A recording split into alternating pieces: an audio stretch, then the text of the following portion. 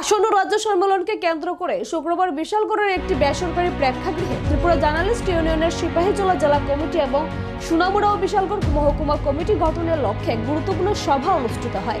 সভায় সাংবাদিকদের অংশগ্রহণ ছিল লক্ষণীয় এবং সাংবাদিকদের পেশাগত স্বার্থ ও সংগঠনকে আরও সুসংহত করার লক্ষ্যে নানা গুরুত্বপূর্ণ সিদ্ধান্ত গৃহীত হয়। আগামী 31 মে রাজ্য সম্মেলনের আয়োজনের প্রস্তুতি নিয়েও বিস্তারিত আলোচনা হয়।